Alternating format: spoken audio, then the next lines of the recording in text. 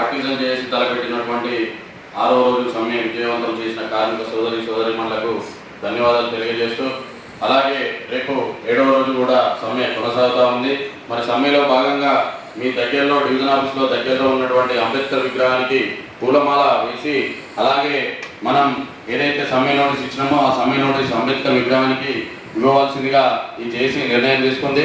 అలాగే టీవీజేఏసీకి మద్దతు తెలిపినటువంటి తెలంగాణలో ఉన్నటువంటి అన్ని ట్రేడ్ యూనియన్ సంఘాలు ఈరోజు రౌండ్ టేబుల్ సమావేశం ఏర్పాటు చేయడం జరిగింది.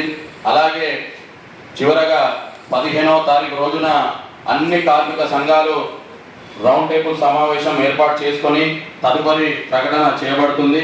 అలాగే జెన్కోలో ట్రాన్స్కోలో ఉన్నటువంటి మెడికల్కు సంబంధించినటువంటి మరి మా సెల్ఫ్ ఫండింగ్ ఆపేయడం జరిగింది.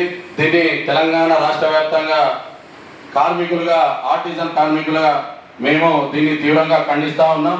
మేము తక్షణమే దీన్ని వెనక్కి తీసుకోవాలని తెలంగాణ ఆర్టిజన్ జేఏసీ పక్షాన కోరడం జరుగుతోంది. Thank you.